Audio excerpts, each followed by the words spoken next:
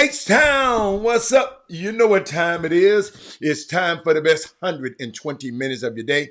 The Chop Shop, the nation's #1 urban sports talk show, and also your midday sports happy hour. Yours truly, Robert Hatter, alongside Jim Hicks and sometimes Chris Walker, coming to you live from Houston, Texas.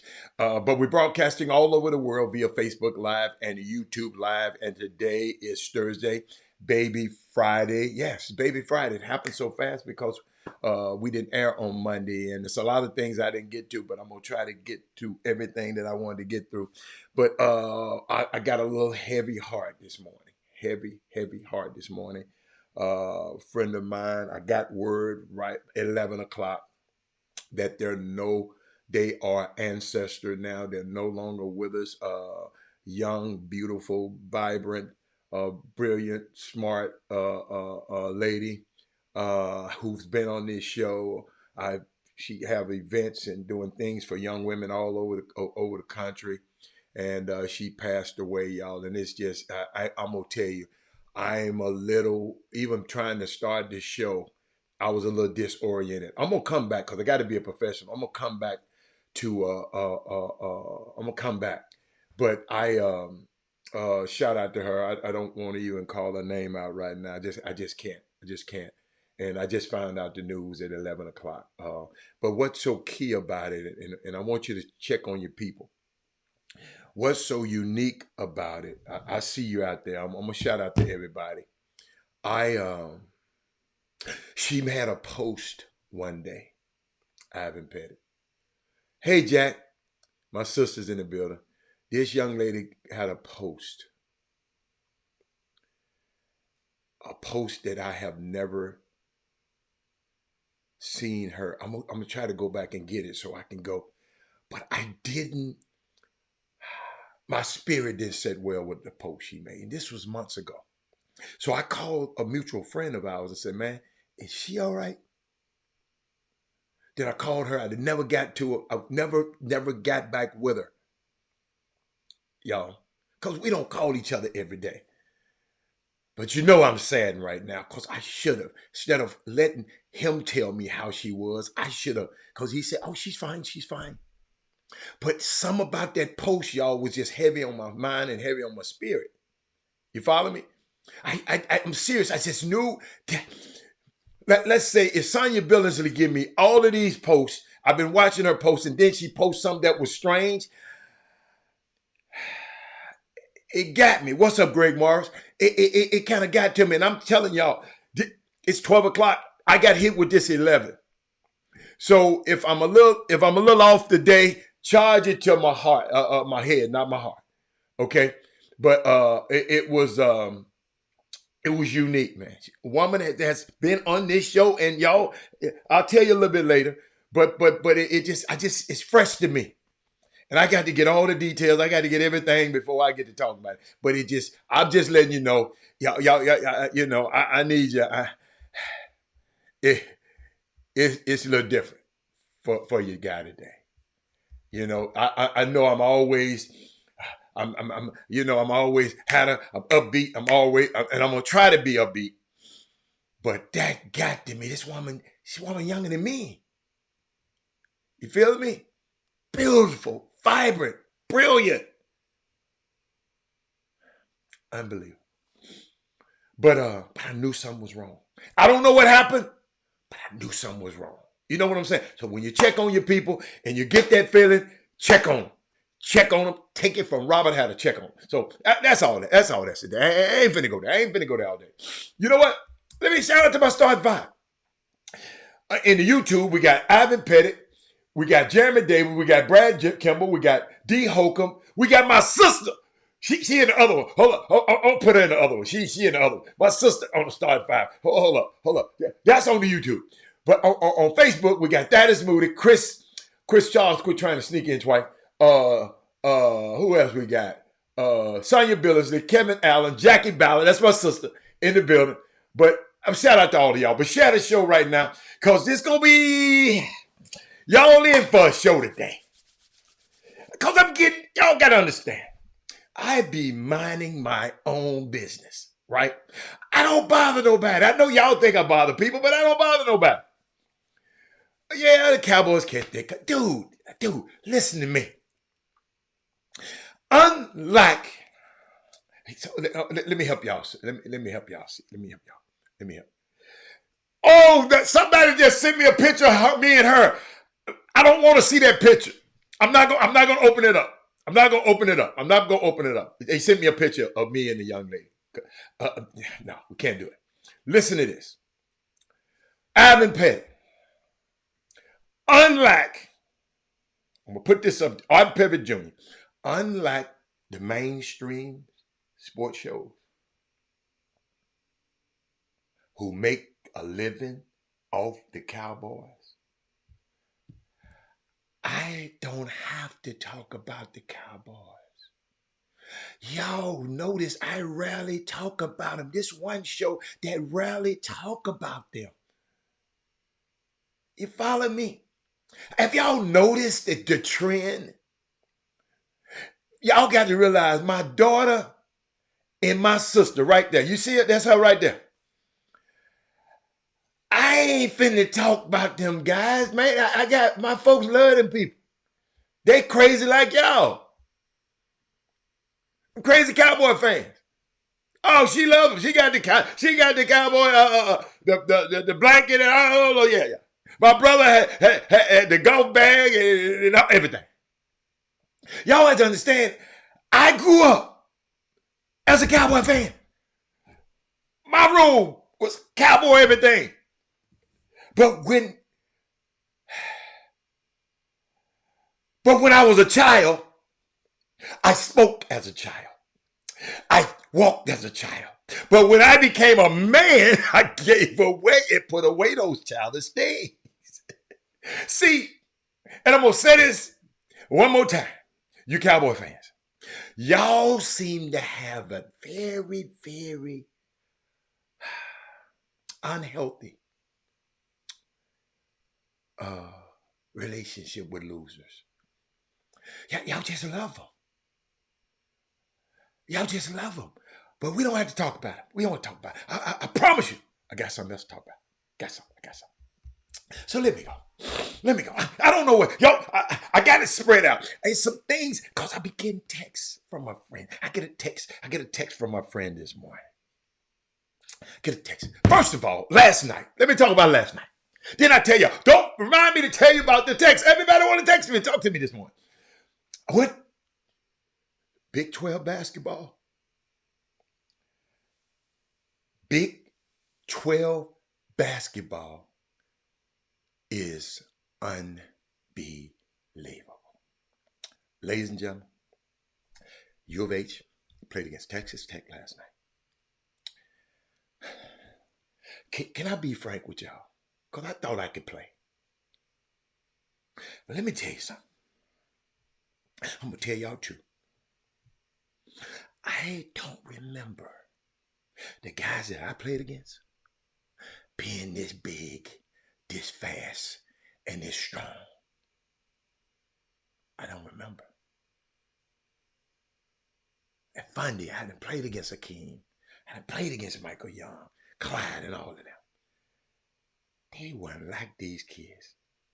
I was close, right up to the bench.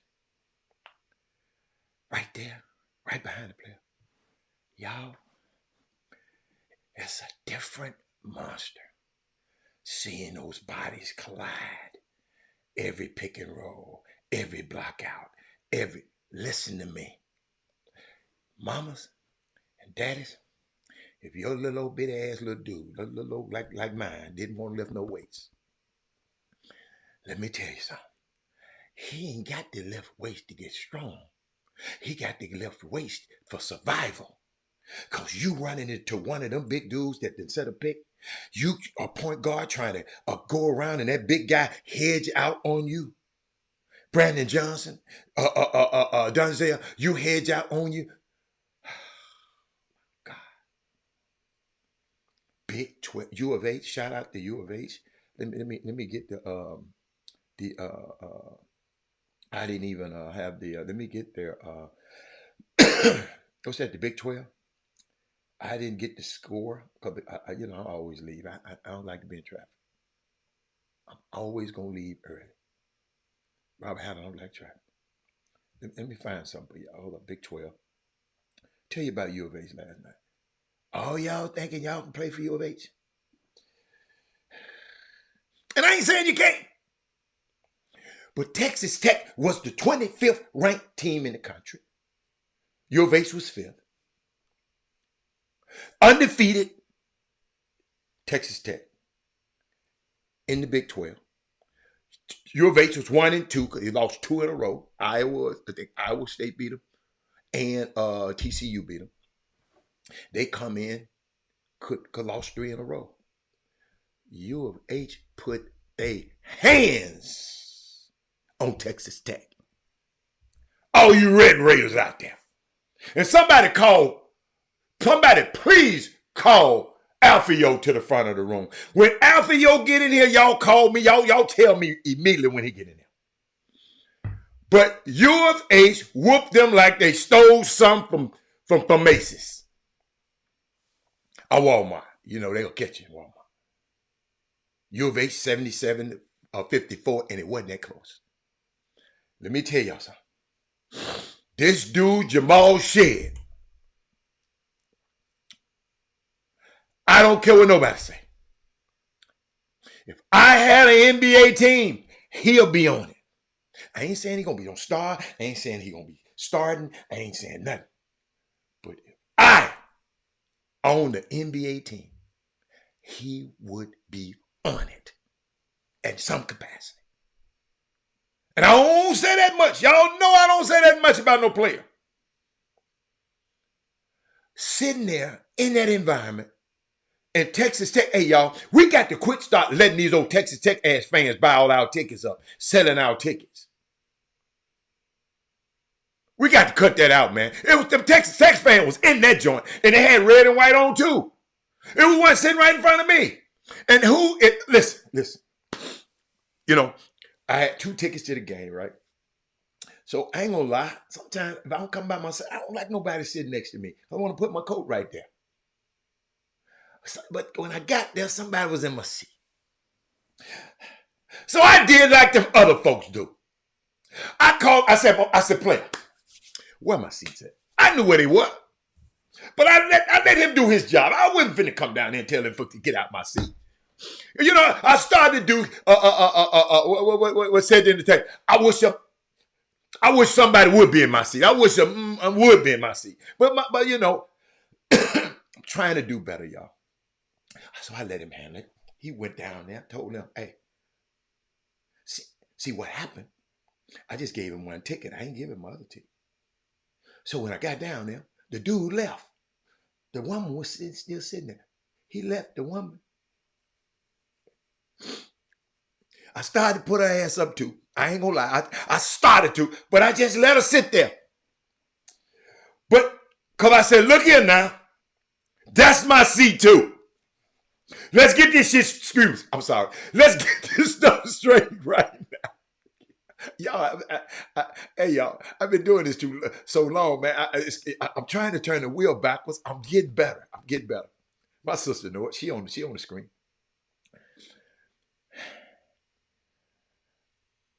I started to put up, hey, little mama, you ain't got to go home, Greg Morris, but you got to get your ass out of this seat. But I said no. Lord, somebody said, you know what?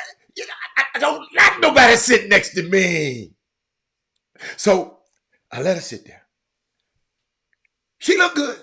She's looked good. She a beautiful girl. But she was loud as hell. Knew all the players. Knew everything. I said, if you know, go sit in your own damn seat then. Why you over in my damn seat? Yeah, Jesus working on me, Johnny. Yes, he working. I promise y'all, he working on me. But y'all, you know, I don't know. I let her sit there the whole time. Cause I was gonna. I had some friends who in there they didn't have the seats like mine, right? So I was gonna invite them down and let somebody sit in the seat. But and then I said she loud as hell. Oh my God. Oh my God.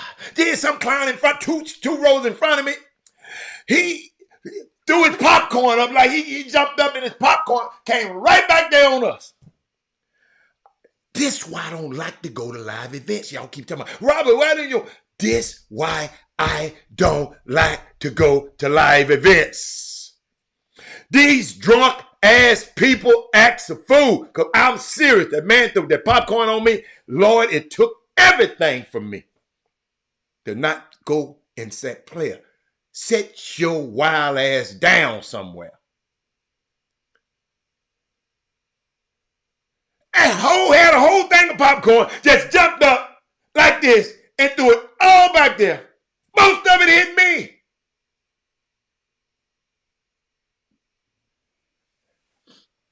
No, she said, I would have let her sit there if she wasn't pretty. No, man, they ain't like that. I would have let her sit there, but I wouldn't let no dude sit there. It had to be a woman. The dude would, no, you got to go. Hell no. I need my arm roll. But no, I'm just telling y'all about my experience last night. I think this is why I don't like to go to live events with that many people. You feel me? So, but enough said. I really enjoyed myself.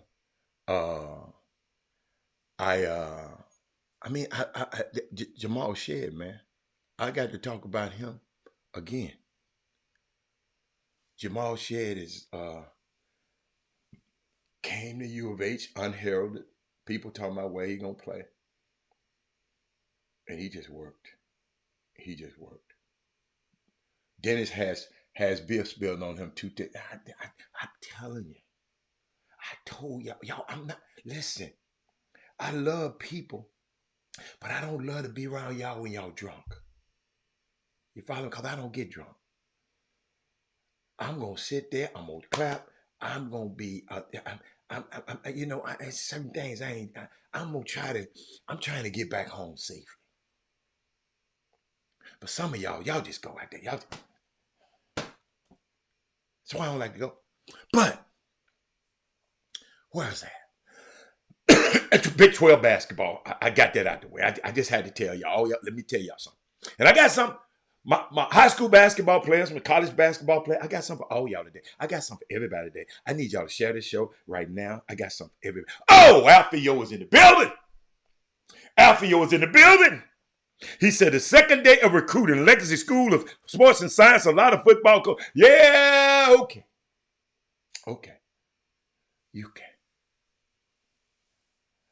Dude, let me skip the line. Because I had something else I wanted to talk about. But we about to skip the line.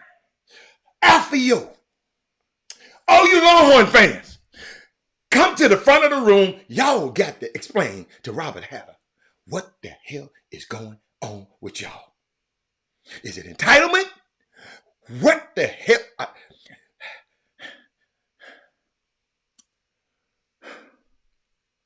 What the hell is going on with the coaching staff?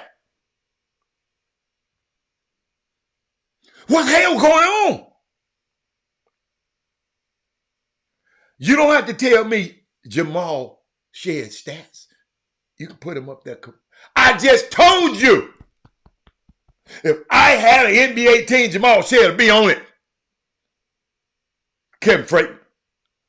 I know what you're good Googling. That's Google. That's the Googler. You know, like they got the burglar, the cat burglar. That's the cat Googler. I don't care. Oh, I don't care what you talking about. How you don't like. How I don't know about that. Hey, where are my women at? I need y'all to come to the front of the room. Mindy, I need all of y'all. Shatter Show, I need some more people. I need some more. Kimberly, hey, how you doing? Lester, I need you. He said, come sit in the suite. What suite? Lester, I can sit in a suite if I want to. I don't like, that's too damn far. Lester, you ain't been on the show long enough to talk about next time come sit in your suite. Lester, you're talking to some, Lester, you need to do your history before you come sit at. Y'all, Polar Lester don't know no better. Polar Lester. Look what Polar Lester. I can tell he ain't been on this show before. I can tell he knew. Next time, come sit in the suite with me.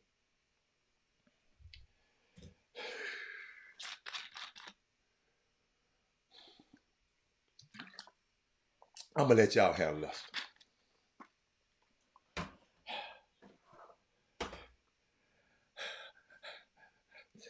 I'm going to let y'all have Lester. Come sit in the suite with me.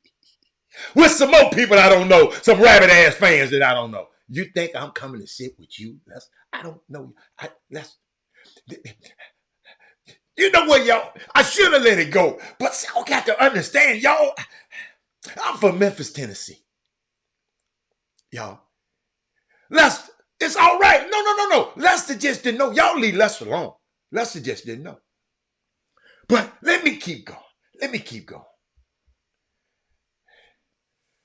No, he wasn't sending me no invite. That's Elton Thomas.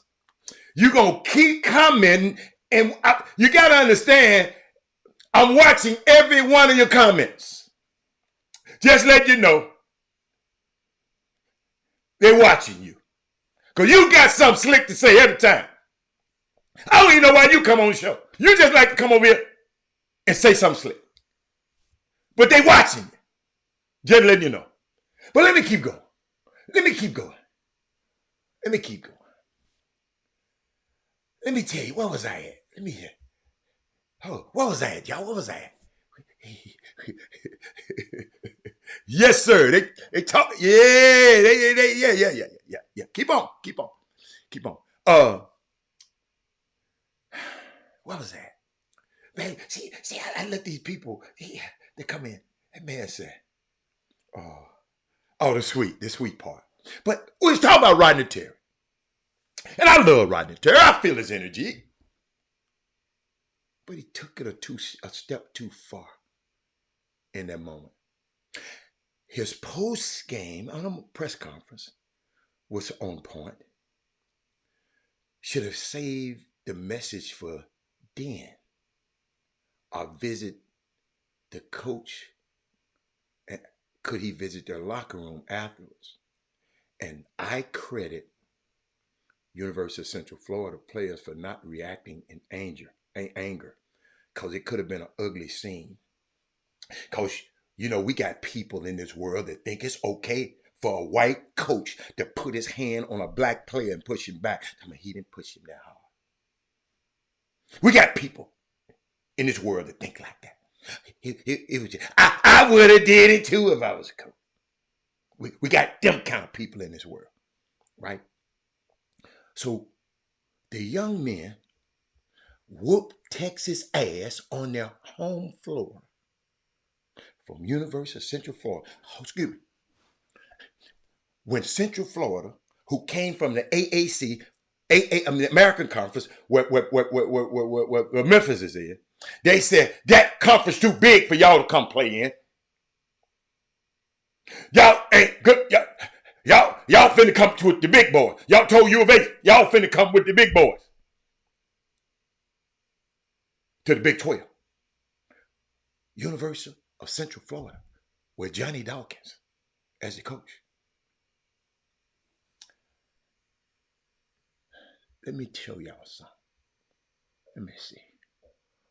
What did I put it? I know I had it. Where is it? I know I got it. Don't do me like that. I know I put it in there. Hold up, y'all. Let me see. Did I put it? Oh, here it is. Here it is right here. This is what the young man did.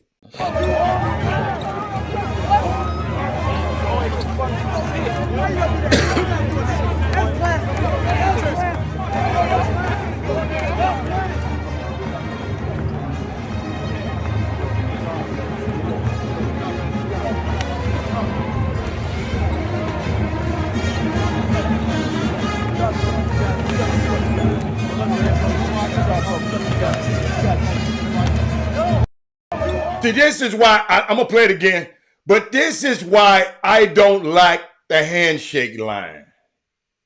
I've told y'all I never like it. I'm going to play it again.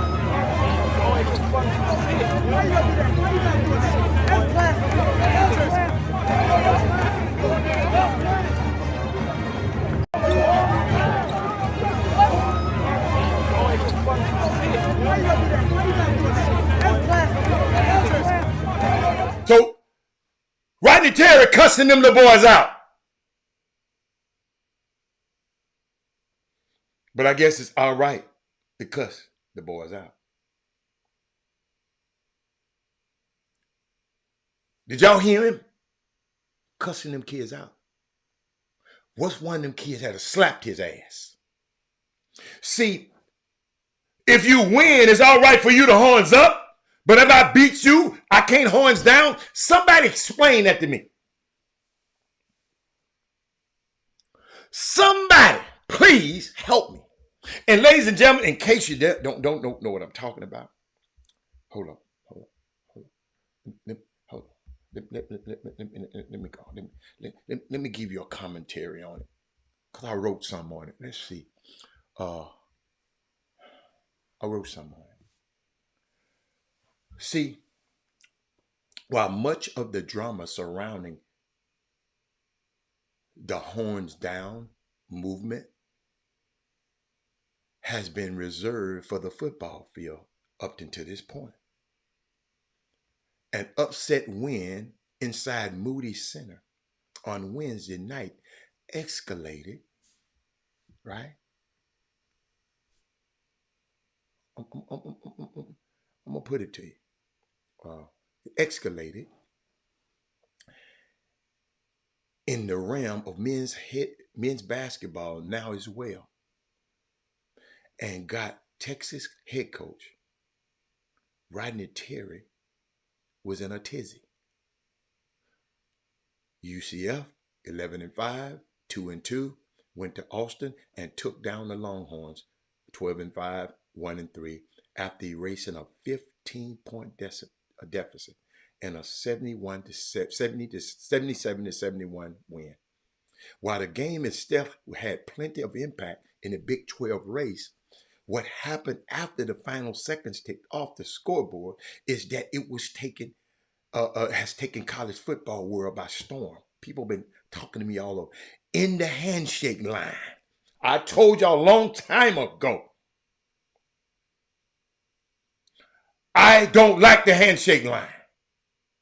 I done whooped on your ass and you done tried to whoop on me. I don't really want to shake your hand. That's just me. I might be wrong for it. There might be reasons for it to be. I'm talking about me. I ain't putting my feelings on you. I'm talking about me. But keep going. Let me keep going. In the headshake line after the game, Terry was seen telling at UCF players that their antics were classless, You with your black ass calling you already got these Trumpers and these other people calling us classless, and you use the same damn words, Rodney Terry. Classless. And at one point he told him, don't do that, SHIT.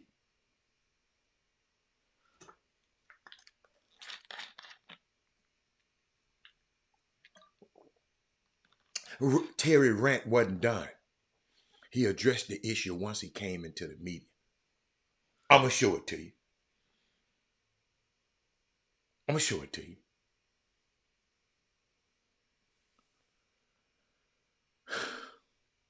Let me show it. Let me show it, man. So, somebody explain to me, Alfio, I know you're in your class, and this is a chance for you to your students to learn something. So it's all right to have horns up when you win in the other people's face, but you're not. The other people not allowed to say horns down when they beat you. The mighty Texas with all the money, all the perks money can buy, and you little old UCF come in and beat your behind, erase the 15-point deficit. To people who don't know, let me find it. I know I got it here somewhere. Y'all don't understand. I got so much stuff. Hold on. Let me just go to my archives here. Let me go at him again.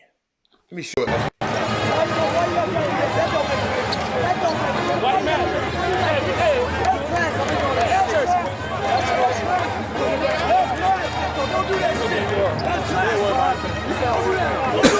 God, he's talking to these players. Just like that coach of Alabama pushed on the damn boy the other day. What the hell wrong with these coaches? But some people think it's all right. It was just a little push. That don't make sense. That don't make sense. The players ain't said nothing. Talk to the coach. Don't do that.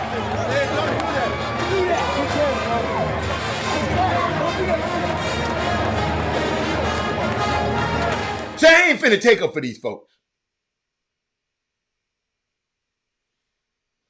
What's up, John?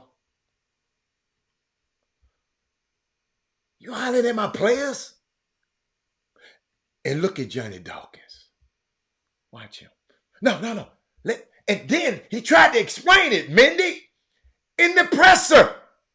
You know, I'm a big believer in, you win the right way, you lose the right way. And, I always tell my guys, whether you win or lose, you win the right way. You lose the right way. You carry yourself the right way. You don't go through the handshake line or proud to get into the handshake line and have about 6 or 7 guys putting the horns down. We don't do that, because when you do those kind of things, it looks very classless, and it also looks like you were just hoping to win. We never go into games trying to hope to win. We go into games expecting to win. So we don't act like that. We expect to win. We don't jump up and down like we won a national championship. We sure don't step on anyone's home court deal and act crazy and try to show them up in any way. We don't do that. So that's what I was angry about. And I was letting those guys know you don't do that. You guys won. Hey, we shake your hand, tip our hat to you, but we're not going to let you act that way in our building. You're not going to do that. You're not going to put your horns down and do all that nonsense. I'm a big believer in, you win the right way, you lose the right way. And, I always tell my guys, The nerve of him! Telling somebody else how they supposed to act.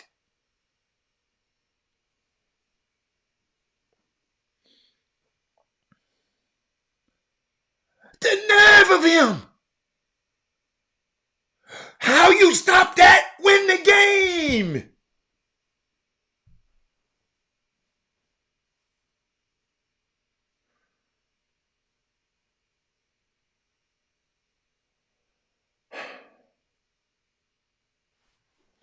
Somebody wrote,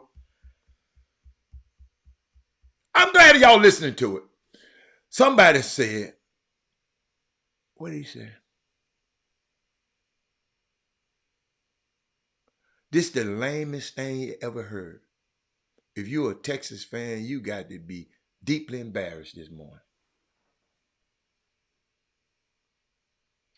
What part, Kevin Freeman, you like? Because you got a weird ass taste. You got a weird, yeah.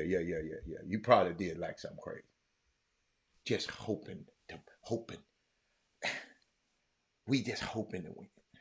They beat your ass with all them resources you got. On what y'all call it, the 40 acres. How many acres y'all got up there? I wonder how come Alfio ain't said nothing. I'm just wondering. Because I like to talk to my people. I like to talk to my people.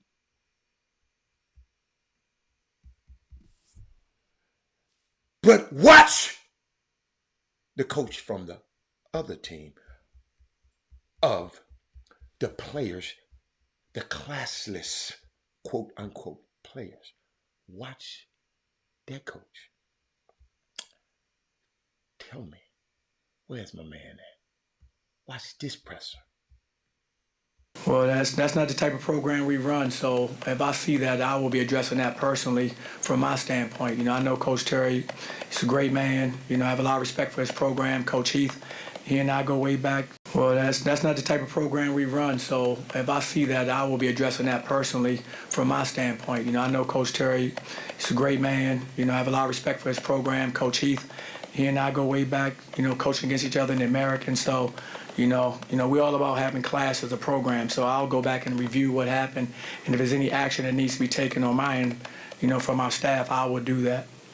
Well, that's not the type of program we run, so if I see that, I will be addressing that personally from my standpoint. I know Coach Terry, he's a great man. I have a lot of respect for his program, Coach Heath.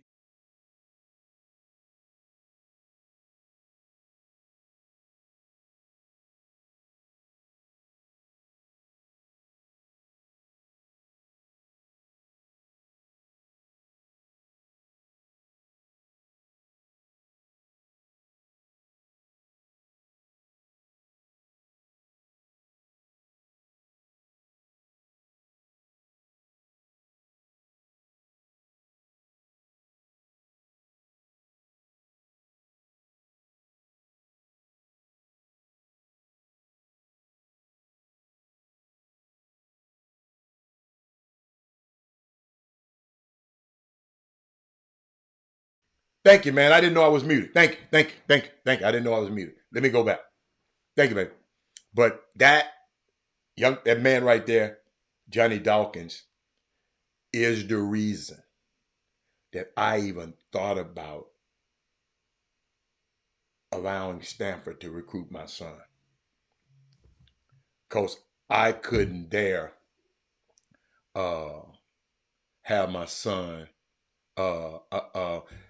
We thought about it because of Johnny Dawkins.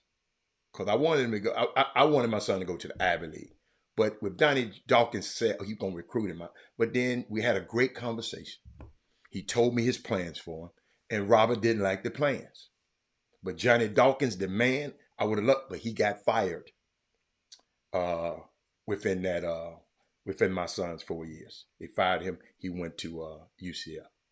Okay? You can hear me now. I know you can hear me now.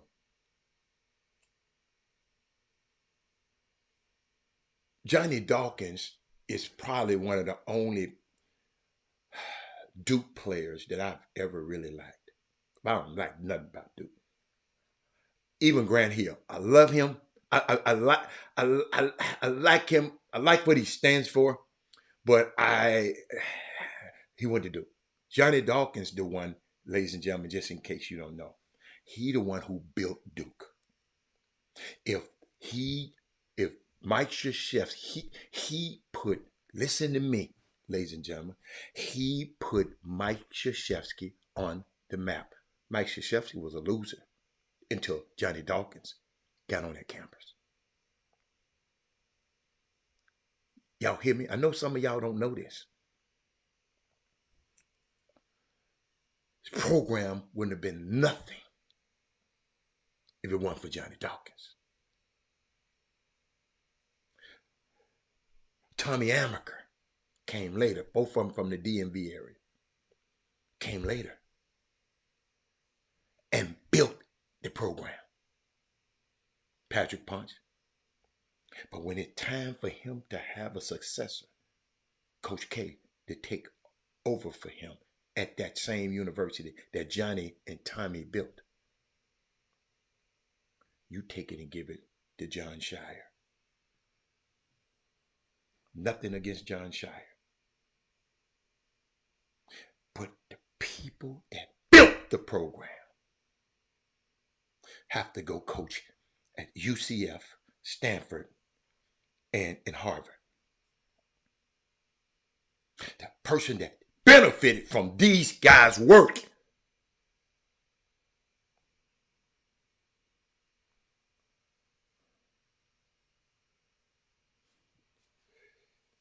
see, some of y'all so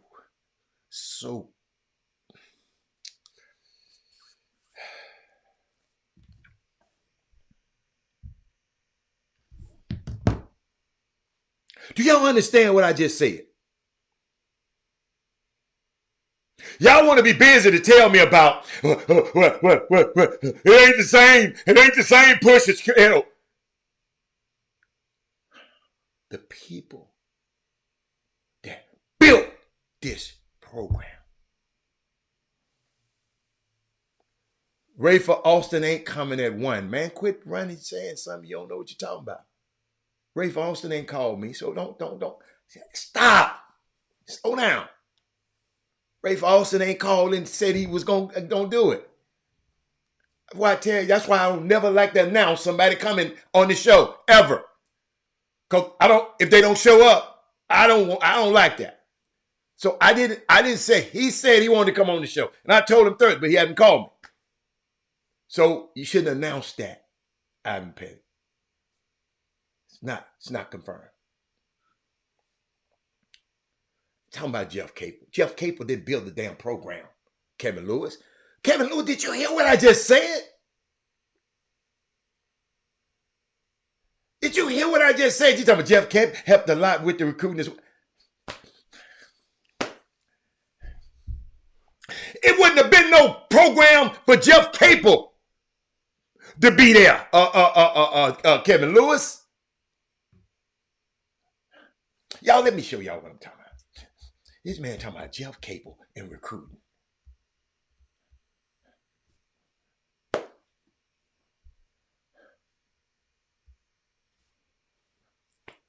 Jeff Capel helped a lot with the recruiting as well. I ain't talking about no damn Jeff Capel. If it weren't for Johnny Dawkins and Tommy Amaker, it wouldn't have been no Jeff Capel to recruit for.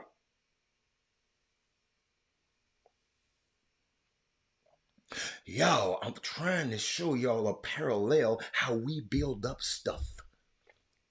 I gave y'all some the other day.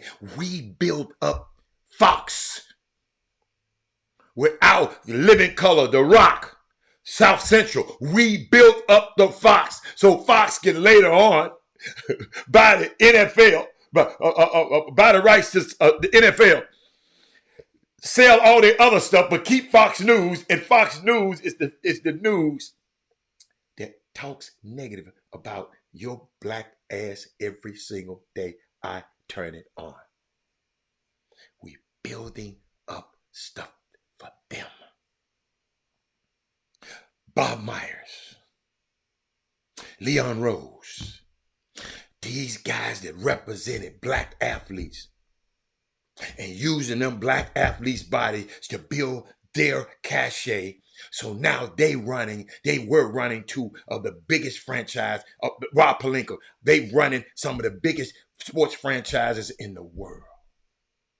Off our black bodies, because y'all decided to let him represent me.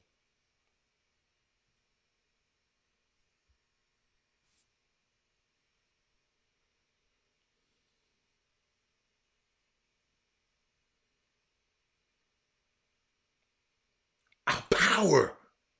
We just can't understand the power we have. Summer basketball. Y'all running around here fighting each other, mad at each other. Man, that's my kid. That's my kid. That's my kid. You around here fighting each other. The dude up in Dallas said, I'm finna have a tournament in your town, in your town, in your town, in your town, and you Negroes scared to do the same thing. I ain't gonna have nothing against his day. Now, sir, I'm gonna go against Jimmy's day. I'm gonna go against the Prime Dollar Festival. I's not gonna have nothing against his day. Not his day.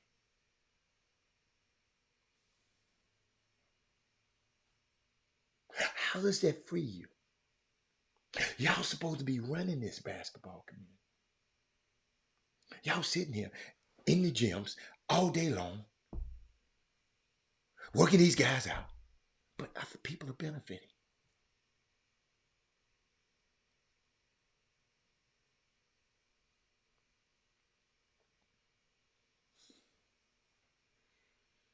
And then, I just like the facilities. Ladies and gentlemen, you don't get to take them facilities home. You can't take that. You can't eat the facilities when your black ass is gone. They ain't gonna let you come back there and sleep in the facilities.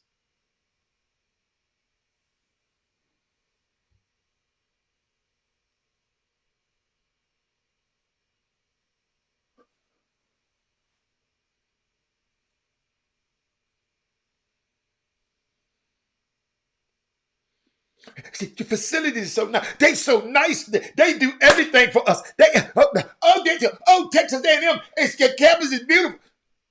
They don't want your black ass on their campus. They want your black ass talent.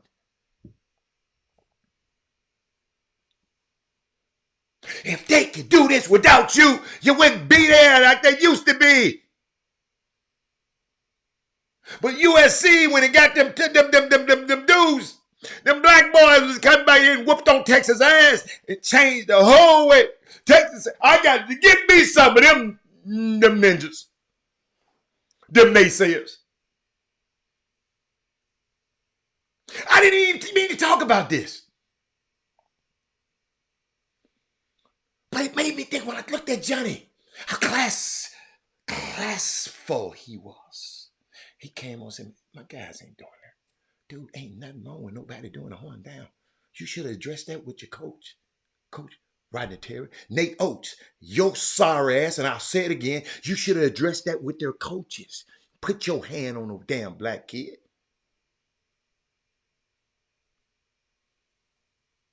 See, y'all don't understand, man. I guess y'all, it's all right. It's all right. I don't mind in pushing mine. I mind in pushing mine. I mind in pushing yours. I don't know what was in his damn mind. You take that up with the coach and kept talking stuff. But guess what? Some of y'all is okay with. Ain't okay with me. Ain't okay with me. But I'm sitting there thinking about Johnny Dawkins. I'm looking at these two parallels. We got one coach that's cussing these boys out. Walter Yates.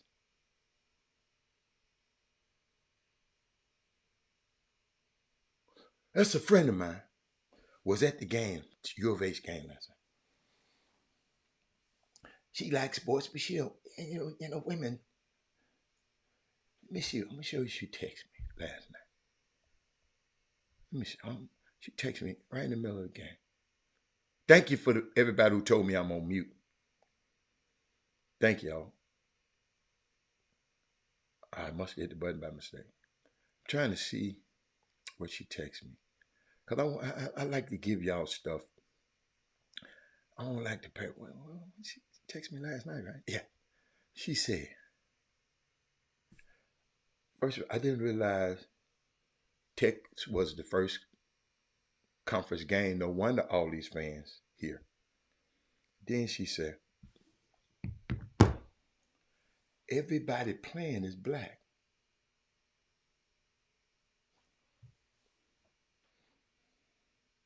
But when I looked around the building,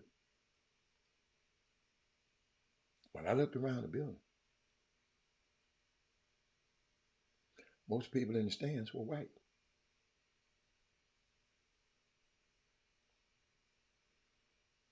Ray Moore,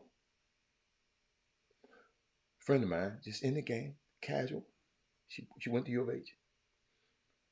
And she said, everybody's playing is black. She probably don't watch basketball on TV. Then she didn't realize Texas Tech, this was their first conference game because she don't know them. She said, no wonder all of these fans, Texas Tech fans, there was Texas Tech fans everywhere. So these black bodies out there for their entertainment, they always lack for us, the entertainers. They like Lena Horne, Josephine Baker, they liked all of them. But when she put her toe in that damn water at that pool in Las Vegas, guess what they did? They drained all the damn water out of the pool, like she contaminated the pool.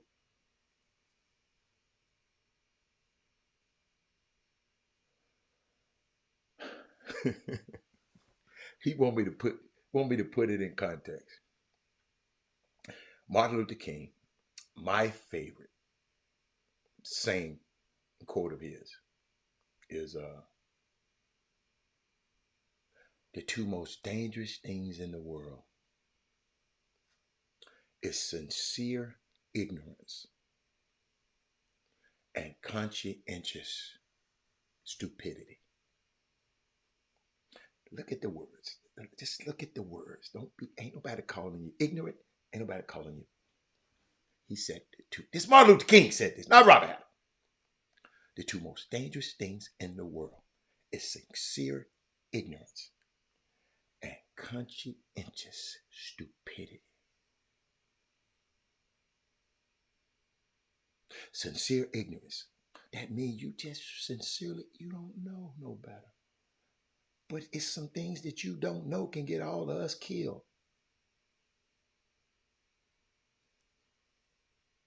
And conscientious stupidity, you know better, and you still gonna get all of us killed.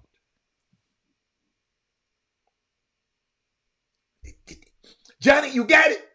Sincere ignorance that you just sincerely don't know it's a burglar. Somebody finna trick you.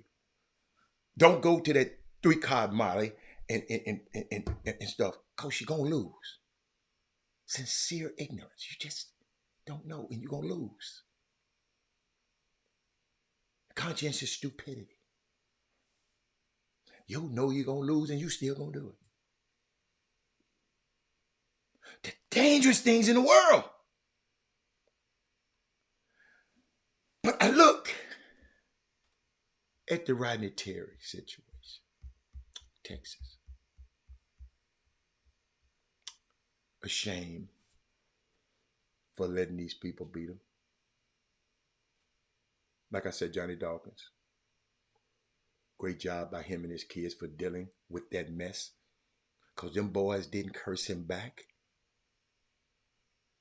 Most young fella would have cussed his ass out. He coached the right team that was coached by the right man.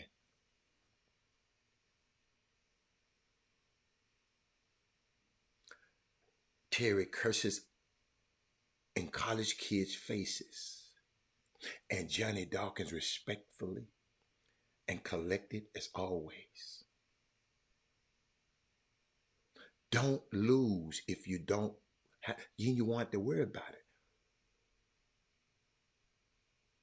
See, the reason I just don't play, I saw something. Oh, I saw something. I saw something. Please please hope I did this. Hold up. Y'all got to hear this. Especially you booze, y'all know who I'm talking to when y'all watch this. What I could tell you is, like, for every Karen we lose, there's a Julio and a Jamal ready to sign up for the MAGA movement, and that bodes well for our ability to be more diverse and to be more durable as we head into What I could tell you is, like, for every Karen we lose, there's a Julio and a Jamal ready to sign up for the MAGA movement, and that bodes well for our ability to be more diverse and to be more durable as we head into.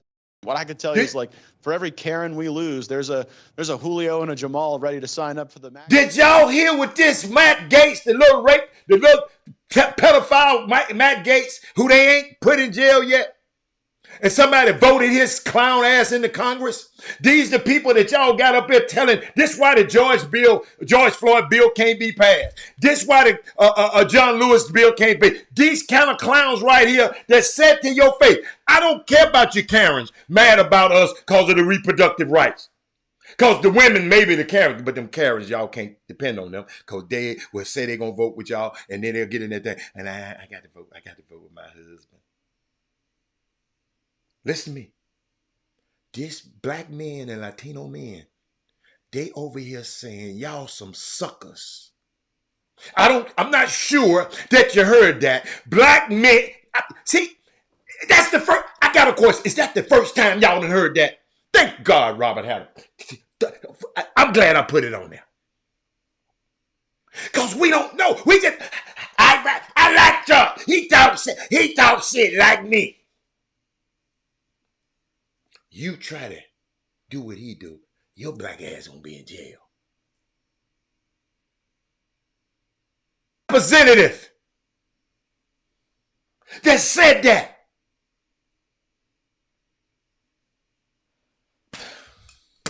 I gotta get a drink.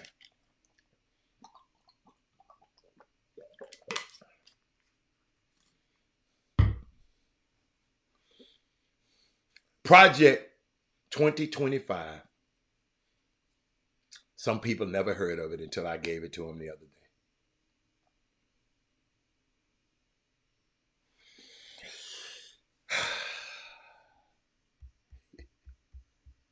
Now, let me talk to my young athletes. I'm watching some games. And I got this from somebody. They sent it to me. Watch some games, young fellas. Watching college games. I've been to, think about this. I went to Bryce and Charlotte game. Last night, I went to U of H, Texas Tech game. On Saturday, would be Alcorn, Jackson State. I'm seeing a lot of basketball. And my question is, and I want y'all help me. Because I saw this. Why are your emotions, young players, affected by the outcome? This kid mad and they play all the minutes and shoot all the balls. And they still ain't happy. Did y'all hear what I said? Walter Child, what you do, go back and on YouTube, find this show, and you can go snip it out and keep it yourself. Well, it's in my computer. They loaded it up in my computer. I don't have the ability to post it for you. But just do a little work. Go to YouTube, and you can put the cursor right there where it is, and you can cut that little part out. Do that and share it with everybody. Tell them where you got it from.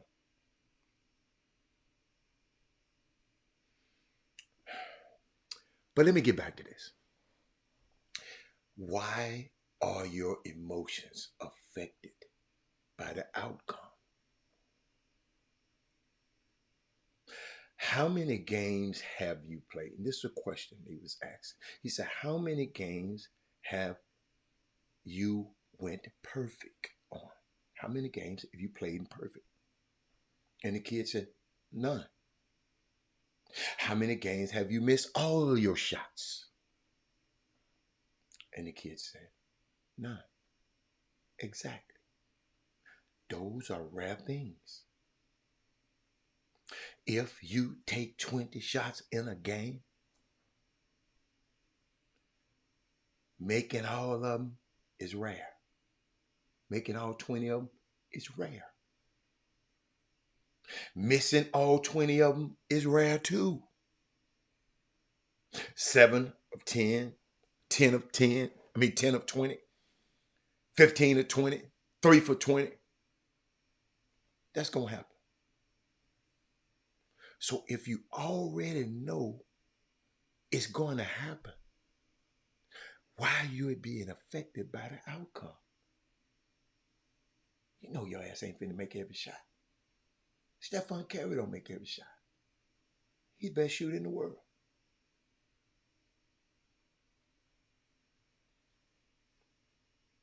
He said, just play the game. You are going to miss wide open layups. Happened last night.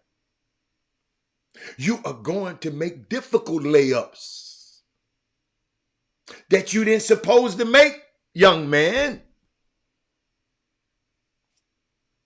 You're going to make difficult threes every now and then, but you're going to miss some easy ones. So why is your emotions being changed? It's normal. You're going to get fouls that you didn't supposed to get.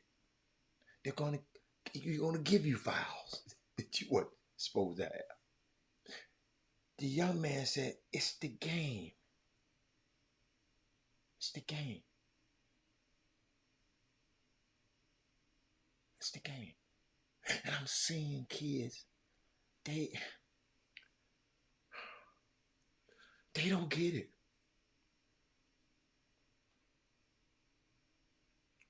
What I say this morning, I sent a kid this morning. Where is that? I like to share with y'all stuff. I sent this. I said, good morning. I got a question.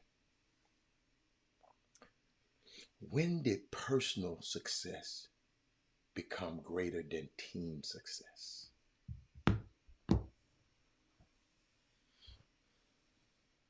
He said, never. But I'm confused. I ain't gonna give you the rest. Have you ever asked your kid?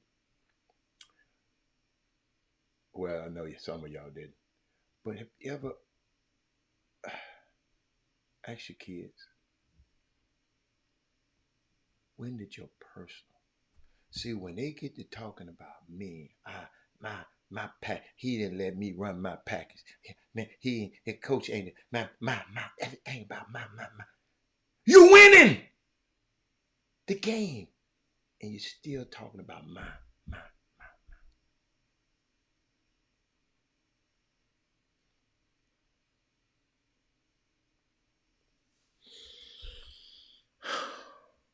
Interesting. It's interesting to me, y'all. I love it. Shout out to Doug. Doug Jones sent something out since we here. He said, unsigned seniors, it's time to face facts. Parents, that means seniors who plan their senior year out with not a, I think, what he said yesterday, we ain't got but 18 Division I offers in that 24 class. I think that what Jimmy and them said, 18. Am I correct? That's 18 Division I offers. I don't know. I don't know if it's division. I think it's division. I don't think. 18, I think. He says, time to face facts. These D1 offers probably aren't coming, but don't despair. There are still some options. Reach back out to those D2, D3, NIA, and JUCO coaches you brushed off. See if they're still interested. You got this. Stop putting it off and take the next step in your basketball journey today. See, y'all, somebody sent me these numbers. They said this is the approximate numbers of players who play after high school. In the NBA is 450. In D1 is 4,356. In D2 is 3,648. In D3 is 5,232. In NAIA is 2,400. That's 16,086 men's basketball players in America after high school. And a lot of y'all have the nerve to look down on anything not D2 or above. He said, that's crazy to me.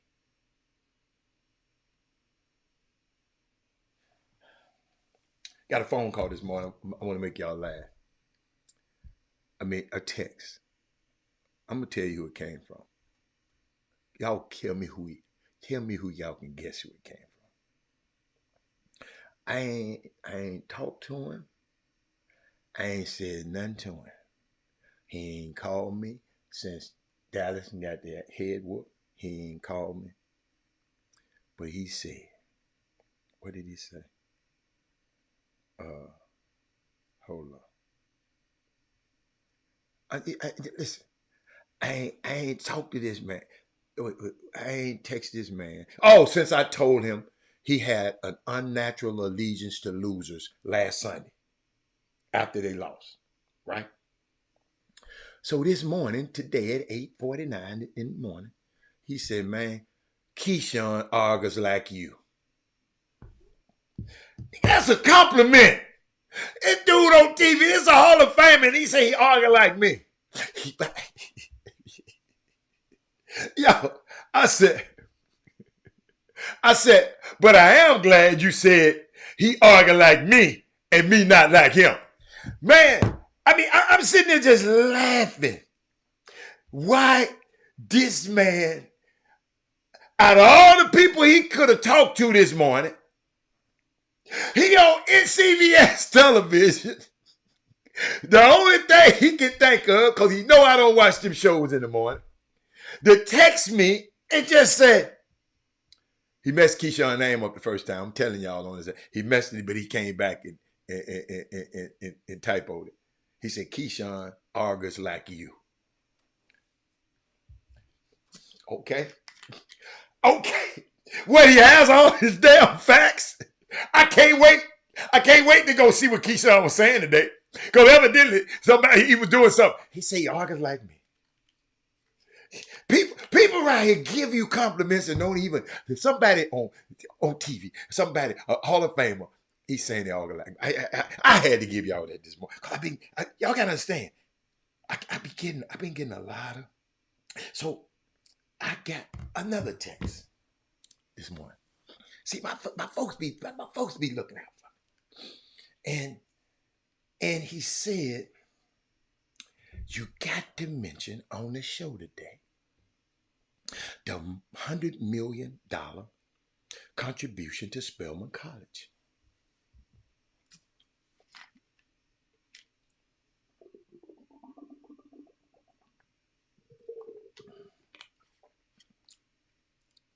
Melvin Dukes.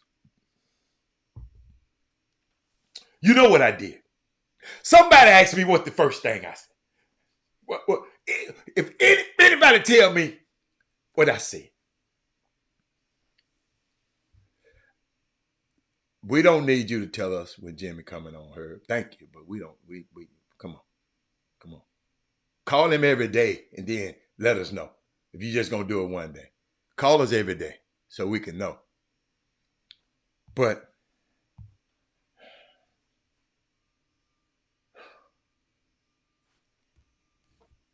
what did I say? Who made the contribution? That Sonya Billingsley know I said it. And why? Why? Somebody gave Spellman. See, I know it's going to be some. He didn't give it to TSU.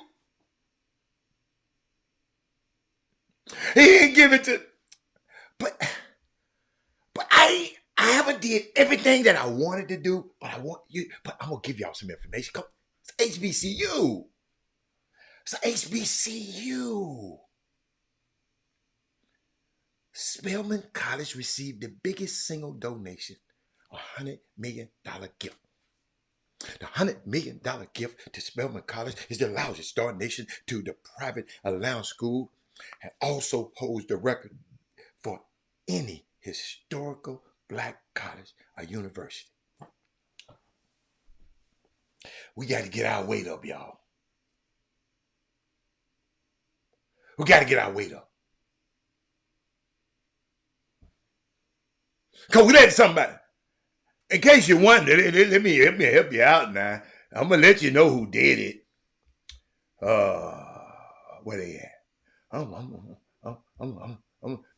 That's who gave it. But see, I know when you give these monies, it comes with something. See, I know y'all don't want to hear this. Y'all want to hear some ignorant ass basketball stuff, or ignorant ass, or some. I know. $100 million. This historic contribution comes from Rhonda Stryker. Rhonda Stryker, the longest serving member of Spelman Board of Trustees, and her husband, William Johnston. Now, when somebody called their wife name Stryker and the husband name, Lil Mama a boss, so I looked her up. Go look her up. Lil Mama's a boss. That's why she kept her name.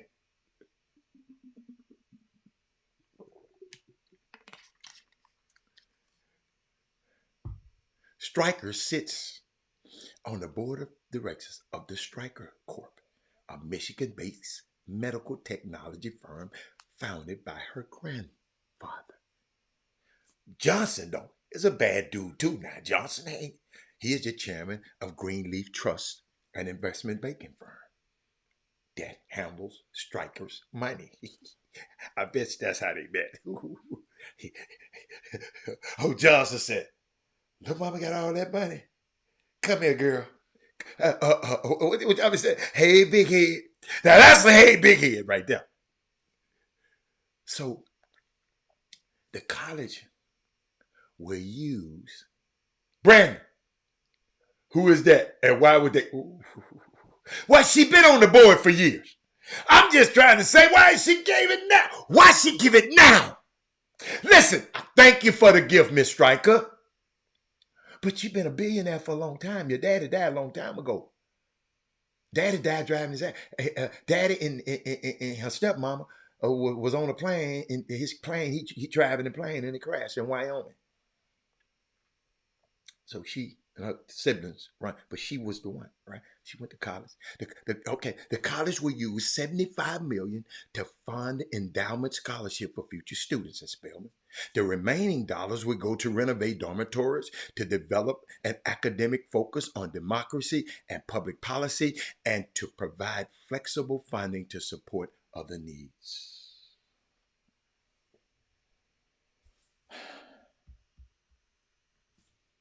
Hey, Miss Stryker. Thank you, Miss Stryker. Thank you, Miss Stryker.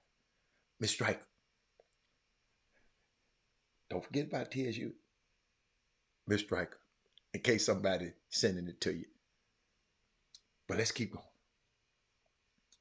Miss Dr. Helen Gale, who was on Good Morning America, who becomes Spelman's president, who's been Spelman's president since 2022, described the gift as a transformational for the women's college that enrolls nearly 2,600 students. Miss Gail said that she was brought to tears. Shit, I know she was. Hold on, Jim. I know she was brought to tears.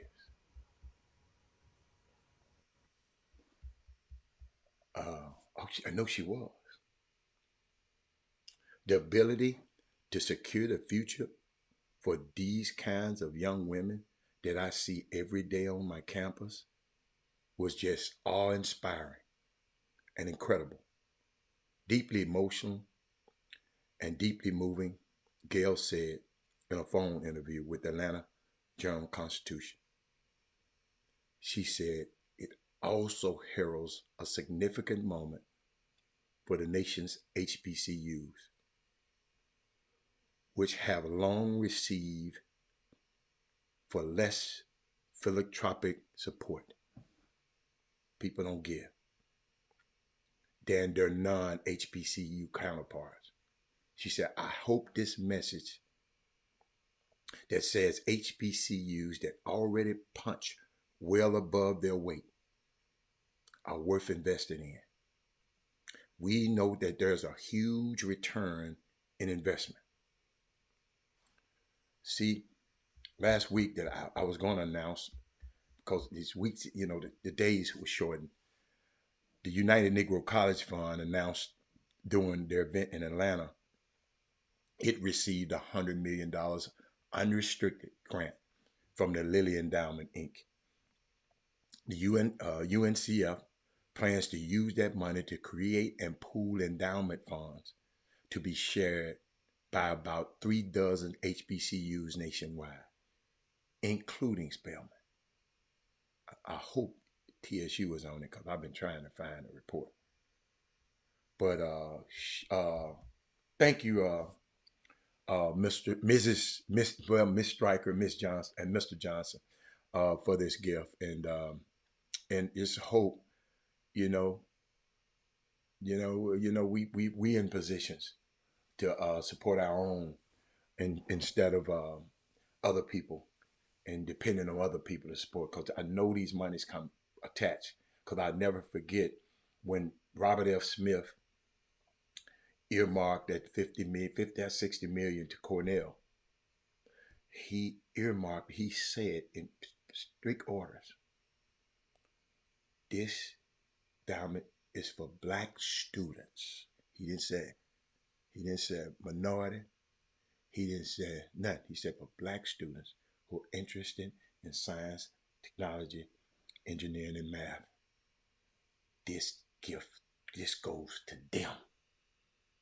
Not that other stuff y'all doing on the campus. It's earmarked. So, I don't know the reason, in the mind, thank them. But I know monies, when they give this kind of money, it comes sometimes with orders. And I don't know what the orders are, but thank you for giving it. But Jimmy, that Spelman College gave, they was given a gift of $100 million. And somebody texted me this morning and asked me, Rob, why? What happened? So, yeah, I just wanted to share that with everybody. Some Brandon said, who is that? And why would they give $100 million? Well, that's why. What's up, Doc? What you got? Oh, you muted yourself this time. Leave it alone. I got it. I got you in there. Because I didn't want to hear your paper rattling back there. You always be, you be rattling. It be loud. It was a good microphone. Yeah. Yeah.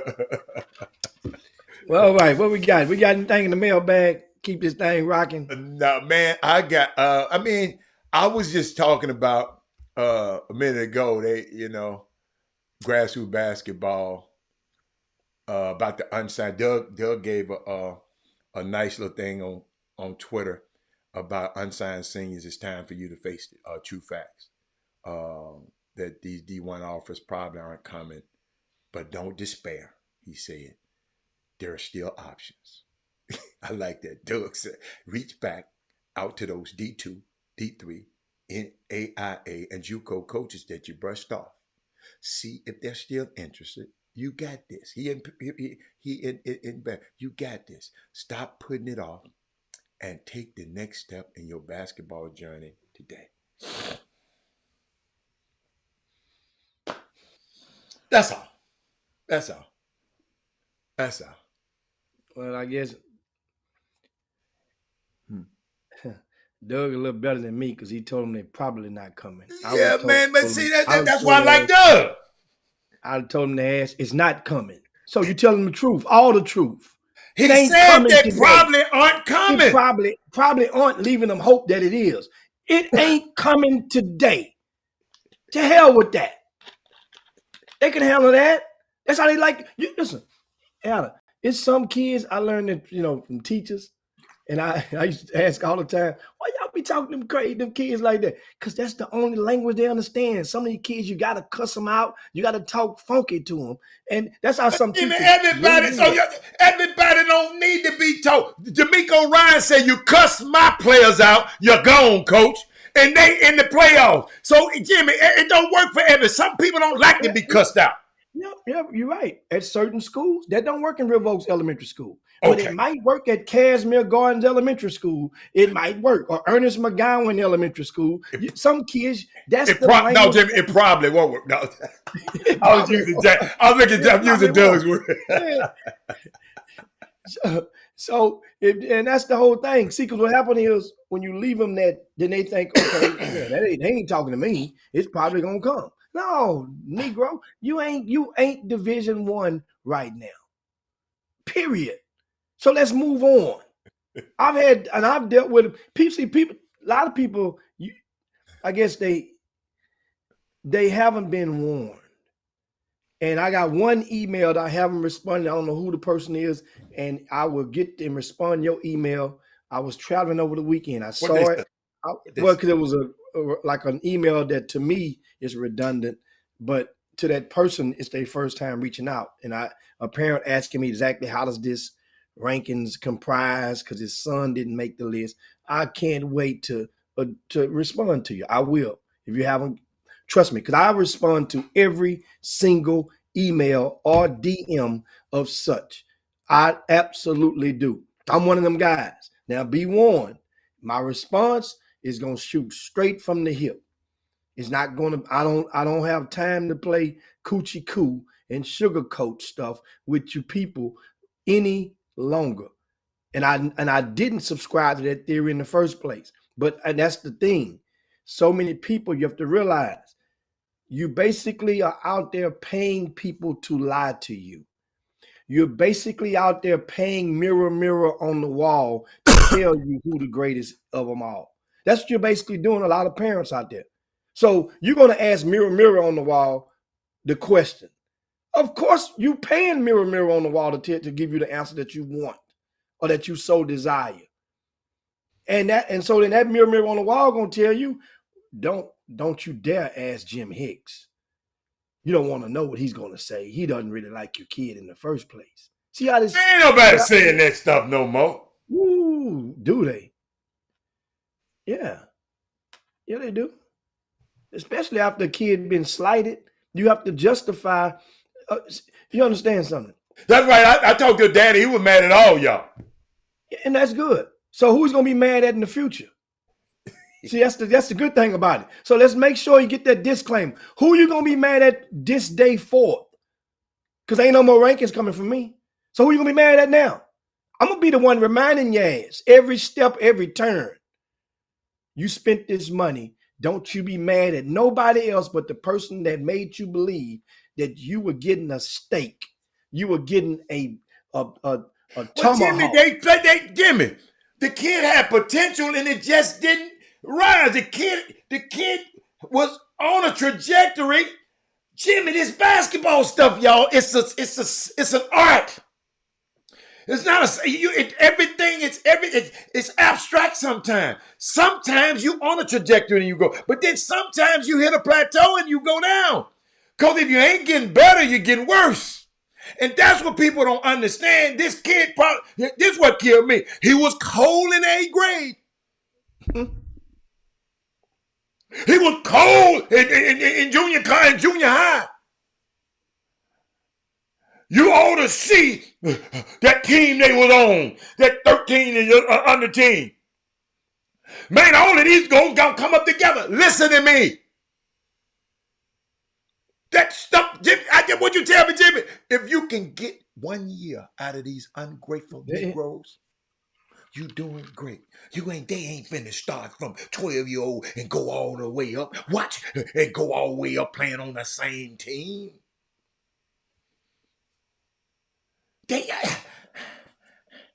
Y'all understand this? These college coaches, Jimmy, they not recruiting teams. They recruiting players. And you just got to make sure you one of them. Jimmy, I just told him, Jimmy. I said this is the approximate numbers, because they're terrible at math, Jimmy. These are the numbers of players who are going to play after high school. It's going to be 450. Write that, Jimmy, down. 450 in the NBA. D1, 4356. 4,356. D2, 3,648. D3, 5,232. NAIA, 2,400. That's 1,686 men's basketball players in America after high school. And a lot of y'all have the nerve to look down on anything not D1 or above.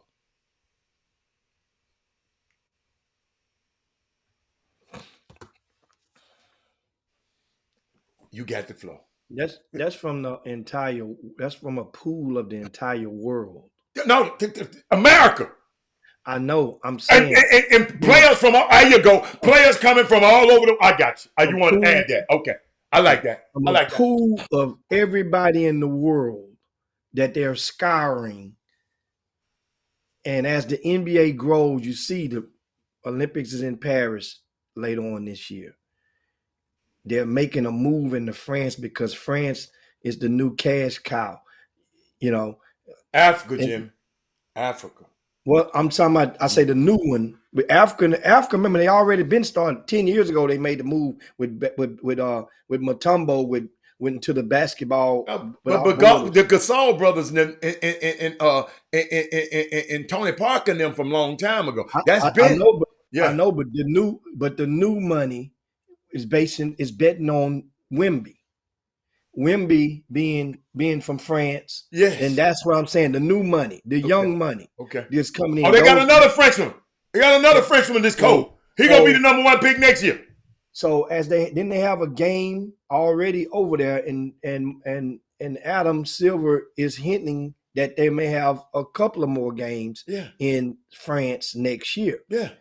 And next season, I'm sorry. So that's the movement. Also, you're going to have games that they're talking about now, South America, the uncharted territory down in Colombia or Brazil, having games down there next season. They already do in Mexico. Remember, the Orlando Magic opened their season in Mexico, I think, this past. They thinking about putting a team down there, Jim. Yes. So that means they're scouring. That means those kids now, the scouts will be looking for those. Maybe it will increase the odds for them to get college looks. Some of those that are eligible, and because of the name, image, likeness, now that is going to be on the table. So that means they can come there and have an increased level of living in America as a college student, maybe, hoping, and some of them thinking that they're one and done. Talking about the talented ones, the very talented ones, the upper echelon ones. Remember, those guys, Mexico got have some good ball beaters that come out of Mexico. On those FIBA teams, on those Olympic teams. All right. Yeah, I got a couple of them. Yeah. They all right. That's all I can say. They all right. And so it's going to be intriguing. A lot of people don't let the numbers set in. That's why I asked you guys last week, and I don't know if any of you did so, to go and take a look at the G League rosters. Just surf through them. If you don't have time, you might have forgotten because it was a holiday weekend. When you have time, I invite you so we can indulge in a conversation about some of the names that you see on some of these rosters, especially those who were All-Americans, McDonald's All-Americans, guys that may have gotten drafted in the first round, and you haven't heard from them, been out of sight, out of mind. They're in that G League. and it is tough down there. It's rough down there. Though many of those guys are vying for positions.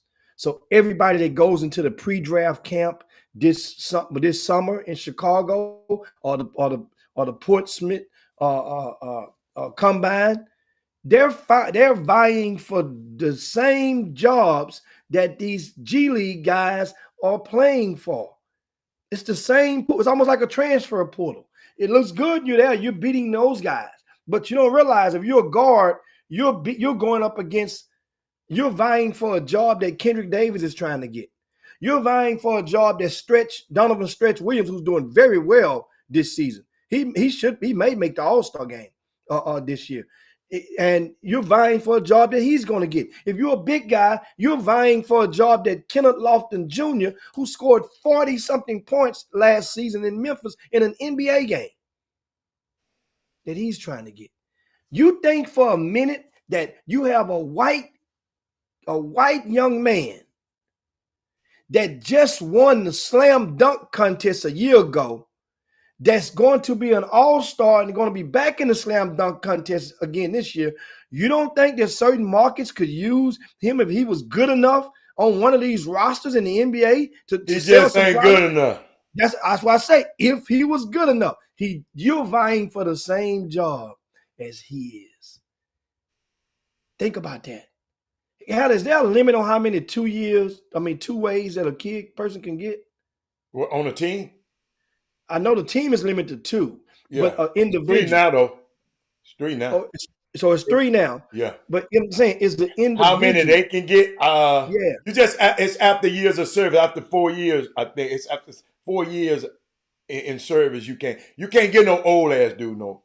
That's what I'm saying. So what's the limit on the 2-way deals? 4 years. I think it's 4. 3 or 4. So four 2-way deals. Mm-hmm. Right? So that means after 4 years, because I remember something happened with the kid from the Lake that played for the Lakers G League team, the old head, the street ball street legend, and they moved him up at the end of the season about 4 years ago. Remember the old cat had gray hair and he ended up making a bucket or two, and that was the end of his story because he had basically exhausted all of his eligibility in the G League. But y'all gonna have to understand, man. If they're gonna move on to the next guy. Your ass is too old. I'm gonna get that to a younger guy now. So it ain't the window for you to be in the NBA is short, y'all. It's short. They ain't finna play around because it's always somebody coming out. Jimmy, and guess what? If you ain't prove yourself as a 2-way player that many years, you're out. But guess what? You got value. You can go overseas because what? You had a 2-way with NBA. That's Jimmy. All that is a farm team saying, just like baseball. Oh, you got to look at it like baseball. Baseball, you can stay in there for 100 years. But Adam Silver and them said, man, it's all you can do. I'll see you later. All you can do. And you just, but Doug asked a question. Is the G League Ignite helping these kids or hurting them? I don't know. That's a hell of a question, Doug. Well, I'll put it like this. I don't know. I'll put it like this. And I want you guys to just soak in on the question. If you just tune into the Chop Shop, you guys need to share the show right now. Share your show. I'm going to share it right with y'all right now. Let's get a share in so we can enhance our fingerprint across the World Wide Web, both platforms. Now, in my opinion, the G League Ignite teams is just like any of those teams, just like no different than the Overtime Elite or EYBL. You put those things together and hope that you can churn out one golden nugget, right? You can churn out one golden nugget per year. You can get one first rounder, one lottery pick. That's the goal, not the whole team. If you can get one, then you are doing well. Jalen Green went Ignite, and he wasn't the only one. The young fella that got drafted last year, the guard, Scoot Henderson. Yeah, Scoot. Mm-hmm. So right now they've churned out in 2 years, consecutive years, they've churned out of lottery pick. That's a goal, not the goal, but that's a goal of them. So right now they're on pace to possibly turn out another one between Ron Holland and or Tyler Smith. One of those guys is depending on how things go the next couple of months. One of those two guys or both could be lottery. Could be. Could be. I say one or both. And so I just start grinning. one, I say could be. They a lot of it don't take but one, you know how this stuff go, and a lot of things can happen. And then also how they're changing the NBA draft. It's going to be 2 days now. Yeah, they trying to get some TV. And well, it's TV, Yeah. marketing, business wise, and Yeah. but they're making an event out of it. The Players Association had to agree to it. It wasn't just NBA couldn't Ain't do nothing it. Ain't nothing wrong with it. And here's what the Players Association, when I was on the East Coast, that was one of the conversations I had talking to one of the guys, and they was like, well, the thing is, in the second round, you have this short of time. Everybody knows who they're pretty much getting A, B, or C in the first round. Things change so much by the time you get to that pick number 31, 32, all the way down to 60 in the second round, that they giving them an extra day can make a lot of the teams have adequate time to make better choices. It can. Now, don't get it twisted. The business part of it, that's the reason that the NBA wanted. But the Players Association, it give them a better choice at that second round pick. It gives people that may want to make trades. Don't even make it, Jimmy. Well, I'm saying though, but trades though, Hatter, it can help people making the trades. They don't never make it. Yeah, that's bullshit. That's the NBA. I mean, they can tell you all that old stuff, man. You got to look at the big picture. I'm talking about the people that are making the real decisions. It's a reason they giving it.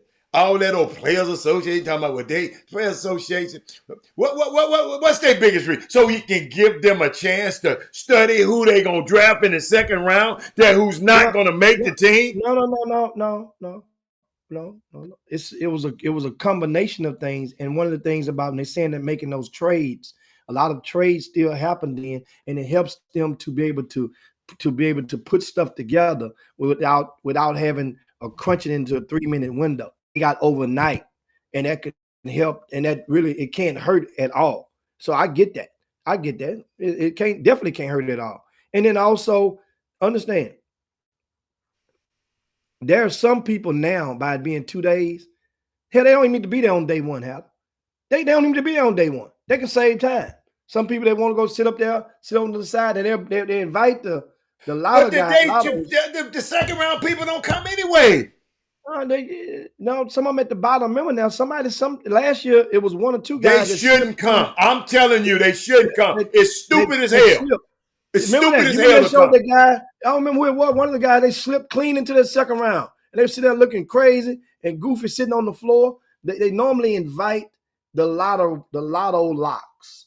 That's it. And get that out of the way. Somehow last year, somebody slipped through the system. Meaning, when I say slip through the system, meaning that they invited them based on what the GMs, the intel that the NBA have. They invite these kids, and they go through the experience. But last year, it was somebody, I don't remember who it was, that just slipped all the way to that second round. And, now a guy like him, you don't even need to invite him. But that's the whole thing. Now, do you think they're going to invite people for the second round? No. No. Exactly. Man, let's go. Let's talk about something else, man. It's just something for them to make themselves relevant. The NBA, I gotta understand, they copying off the NFL. They trying to milk this thing just like the NFL milk. That's all they trying to do. That's really all they're trying to do, Jim. Because after the second round is over, guess what? The people who don't get drafted in the second round, guess what? That's when they start calling these guys, say, okay, you got a training camp deal, you got a summer league deal, you got to come. So it's the same thing. All they doing is stretching out so they can be relevant for 2 money a day. They don't lack not being relevant. They didn't lack the NFL putting games on on Christmas Day, because what we was watching, it just happened Sunday. I think it happened on Christmas Day, and they didn't like that. NFL didn't like that. NBA said, "How the hell they putting?" But NFL don't care. We the big wigs, we gonna do it. So that's all they trying to do, man. It ain't gonna affect no player at all. It ain't gonna affect the players, man. You just got to be good enough, man. You just got to be good enough. You can be undrafted. Kenneth Lofton was undrafted, and he's still in the NBA right now. Might be on a 2-year deal, but he's in the NBA right now. So it's a lot to do about nothing. It's a lot. Let me see. Doug say, but they Nora says I enjoyed our experience. I know a lot of shit. You better enjoy it, but it don't last long. Says I guess in result to we're talking about the Jalen Green say, but they are struggling adapting even Jalen Green. Most of them, Jalen Green, man. I'm serious, Jimmy.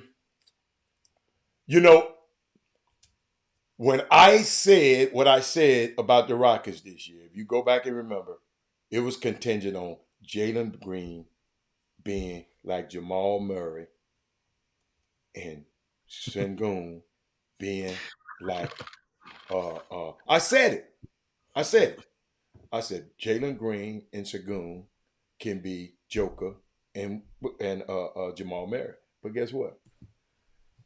Sengun been Joker. Jalen Green just, I don't know. I guess the fingernail polish on his hand and the purses he be wearing. I don't know what's wrong with him, Jim. He ain't got better at shooting. How can you, Jimmy? Who is the development guy? See, that's what people don't understand. These kids come in here raw. They NBA players need to be taught. Why you think LeBron hired Phil Handy crazy ass? Why? LeBron got all the coaches in the world, but he wants Phil Handy there to show him them little old moves that he like. Because he trying to get better every day. And y'all got to understand, development is very, in football, especially. I'm gonna show you how coaching means so much. Jimmy, I got to find this. I'm gonna show y'all what coaching means. Please, Robert, I know I had it. Where did I put this thing? Show you what coaching's about. If y'all, you just hang right there and just play the quarterback. Mm-hmm. Play the quarterback. As soon as he snap, step in front of it, go pick. Yes, sir. I'm telling you, Jimmy, y'all don't understand how much coaching. We talking about Justin Fields not good. He got terrible ass coaches. Bryce Young was the best quarterback coming out. Terrible ass coaching. Y'all just see it on Sunday, but I have the wherewithal to know that some of these people, all coaches are not the same. In basketball, all coaches are not the same. Jalen Green done been around this program this long, and he still can't shoot. Who was developing him? Whoever said he could shoot. I said he still can't shoot. I'm saying, but he never. But he's shooting at the same clip that he was. You ain't hearing me, but somewhere he should have got better. Somewhere he got better. Draymond Green couldn't shoot a lick. Some kind of way he got better. Why hadn't Jalen Green been developed into a better shooter? Jimmy, you can make a guy. Magic Johnson couldn't shoot a lick when he came to college. When he came out of college. People just don't understand. You don't understand it, Jimmy. You never developed nobody. But developing players, man, somebody got to be in there developing these guys. Y'all think these guys just gonna show up and just gonna, they can play. No, man. This stuff is hard. That's why some make it and some don't. You got to be able to put that thing in the basket. Got to be able to put it in the basket. He should be a better shooter right now. Jimmy, that's his job. He's a what? Shooting guard. So how in the hell you a shooting guard? They call it a two-man now. A shooter, and you can't shoot. Come on, man. Come on, man. And I'm watching everybody else come in and get better and better. That's all. I'm Jason Kidd, absolutely. Couldn't shoot a lick. I was there. Jalen Green's athleticism was one of the most attractive components of him as an NBA prospect with that size. And so and then last year, Jalen Green, the G League full of dudes is athletic. But Jalen Green, what option was he with the Houston Rockets last year? Shit, number 1, 2, exactly. 3, and 4. Okay, so what option he ain't this year? He ain't number 1. Excuse me. It ain't because they telling him he not. He gets the damn ball every time he touched the ball, every damn down the floor. Now, I don't care what his option is. This is a whole entirely new coaching staff. And this coach right here, the ball is in Fred VanVleet's hand. And Fred VanVleet, then the other kid, Sengun, he's the second option on that. That coach just coached Jalen Green. What's the boy name? Jalen Brown. That Jalen Brown played the same position as it. He just coached him. So he want his two guy to be aggressive and score. Jalen Brown is 3-4 inches taller than Jalen Green. But you just talked about it. What does that got to do with putting the ball in the basket? You being 3 inches. Hold on. Tell me. Help me. No, I'm talking about the option. No, help me. The option on this team. He just got here. Jalen Green is not his first or his second option. And for me right now, it's the difference maker. Of course. Who is first option? Who is his first option? Fred VanVleet. That's not the first option. No, he's not. Sengun is the first option. Fred VanVleet is the first option on this team. He is the facilitator. He the point guard. The first option on this team. It's his team. The first option is Sengun. No, buddy. Okay. All right. Okay. All right. No. Okay. All right. No. Okay. Okay. All right. The first option is Sengun. Okay. So the second option is Jalen Green. So first option is normally defined by the guy who take the most shots, the most shot attempts. That's normally in basketball. No, not necessarily. Oh man, not necessarily. Sometimes Jalen Green take the most shots in this game. I said on the composite, not talking about one cherry picking. Fred VanVleet is shooting the damn ball too damn much as a point guard. He's the first option. No, he's not the first option. So Steph Curry shooting it too much? Man, hey man, let's talk about something else. We got to talk about something else. How in the hell, Jimmy? How can you come from Fred VanVleet to Steph Curry? Who got the better record, Golden State or the Houston Rockets? Right. How can you go from Fred VanVleet to one of the greatest players ever to play in basketball history?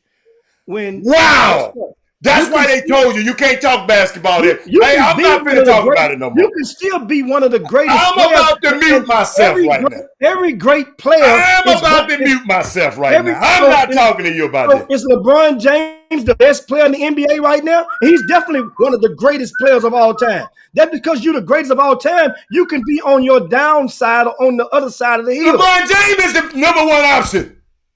I say, is he the greatest player in the NBA right now? That's what I asked. That's the question. So that means, you could compare a guy just because he's the greatest in the NBA doesn't mean that another guy can't be better than him right now.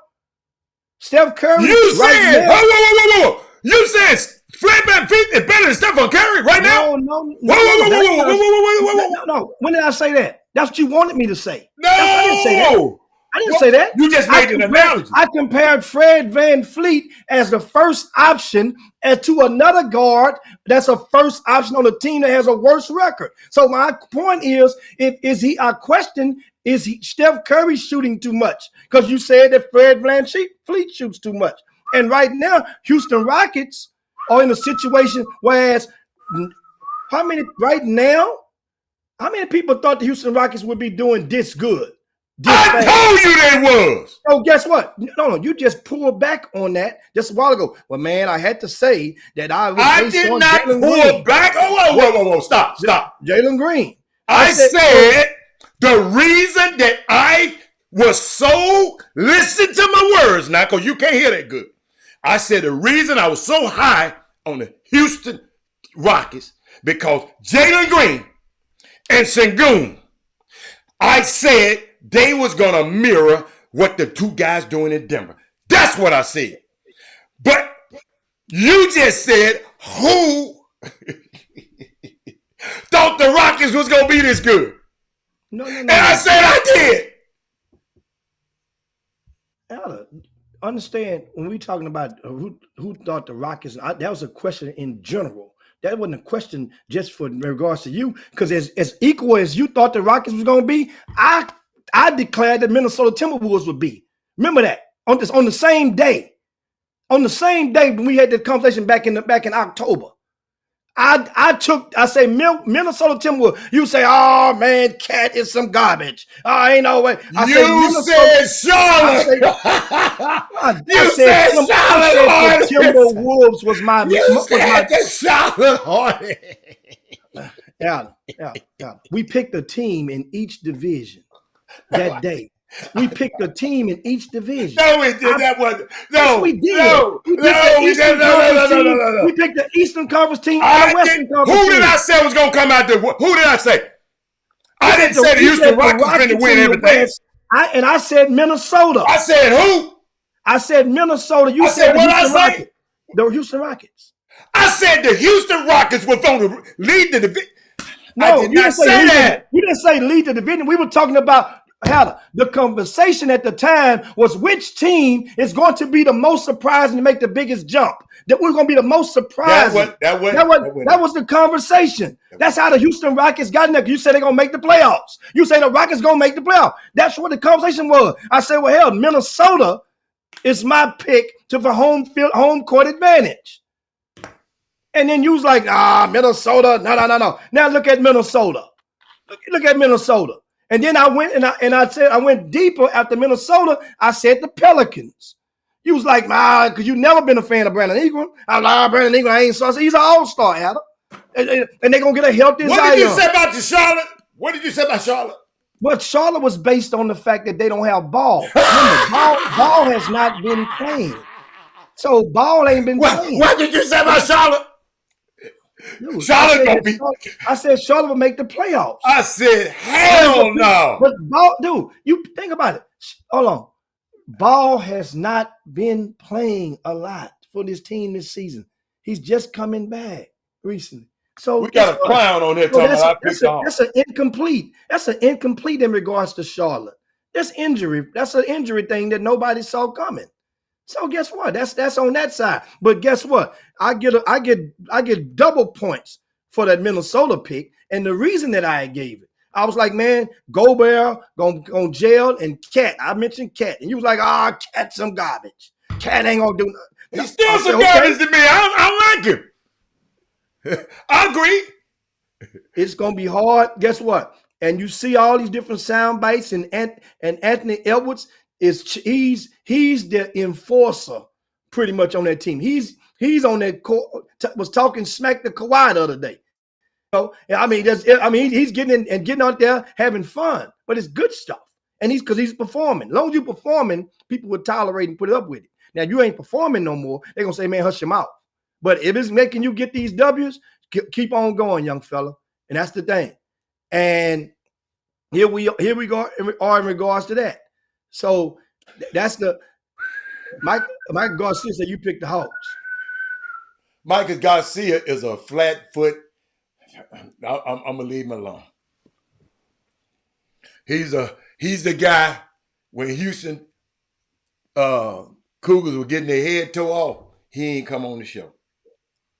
Now he back. He one of them kind. That man said, Come on, man. What else we got, man? Let's get Hey, but Fred VanVleet is not the first option. That's all I was trying to tell you. I don't know how true these are. I ain't even looked it up. I got the games on tape right in there. I watch them. If Alan, one averages 15 shots a game, the other one 13 shots a game. 5 per game and 9 per game. That's made. That's made. You know why it's made? That's what I want. No, that's not. No, man, stop.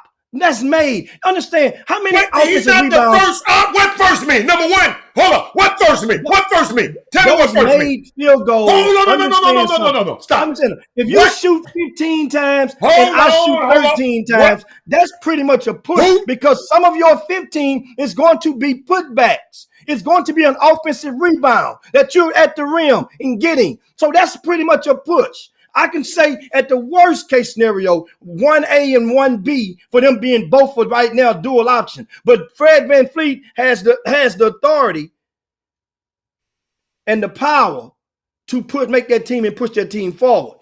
Now, once again, how many offensive rebounds does Seguin getting? He averages a double-double. So guess what? He's closer to the rim. He's going to get 3 or 4 putbacks every game. So those are shot attempts, guys. Those weren't a play that was called for him that it came to him from a set. So understand that. So that means it's probably a wash at the worst scenario. If you're averaging 15, I'm averaging 13. But that means if two of your field goal attempts are off due to offensive rebounds, that means we both averaging the same amount the same amount of plays called for us. That's the numbers don't lie on that. Come on now. You guys understand that. You can make stats twist how you want, but it is what it is. You're the one twisting them. No, I broke it down in regard to that. And you know what I'm talking about. So now we can go and push and move on. We can go move on now. Now that you guys that was weak. That was good stuff. That was Jimmy. I ain't lying. Jimmy, I got dumber when you gave me that information. No, you didn't. Now we can move. I'm telling you. I'm like the little boy told me today. I'm confused. Yeah. Thank you, Melvin Dews. VanVleet averages 38 minutes per game. Seguin 32 minutes per game. First option. That's what you said. But keep going. Keep going. First option. Man, come on, man. Come on. Get your consciousness up. Yeah. I don't even know why you even tried to do that on me today. I don't even know it. Take Fred off the Rockets, they be trash. Well, guess where they at right now? I'm glad you said that. I'm glad you said they be trash. Guess where they at right now? Trash. And Fred on the team. They ain't in the playoffs now. Mr. Whoever said that. They not in the playoffs, man. As of right now. Since they'll be trash. I like that. Come on, man. What else you got? You can text anybody you want to. I know what I'm talking about. The Rockets still, they out of the playoffs right now. Who is that? Kelton Solomon? They off. They're out of the playoffs. They let the Los Angeles Lakers get back up in there. The Utah Jazz. And I said they was going to be. So guess what? I'm wrong. Because what? Fred VanVleet is the first option. Fred VanVleet is the first option. Ladies and gentlemen, I love it. Does the Pacer trade move the needle? Nah, it don't. Last year, Hatter, would you say the Rockets would be played last year? No, the Rockets wasn't no playoff. See, y'all being ignorant. Y'all, you know what? I'm about to end the show. Because y'all asking ignorant-ass questions, and I really got something to do. Ain't nowhere in the world I said there was no continue. Glenn Bishop, you of all people need to just be quiet. All people. Just sit this one out. You ain't said nothing. Just sit this one out. Take Fred off the team. But, hey, y'all, I had a great, great week. I love it. Let me go to some first options. I'm gonna use that. That's gonna be a joke. But we out of here. I'll see y'all. We'll see y'all on Monday. Okay? We out. Hold on, it's Thursday. Jim Hicks, Rob Hatter. You are now tuned in to the Chop Shop. I'm Retro. Let's get it. We in the Chop Shop. We live in the Chop Shop. We talking sports talk. We live in the Chop Shop. We in the Chop Shop. I'm talking sports talk. So turn your dials up. It's live in the Chop Shop. We in the Chop Shop. We live.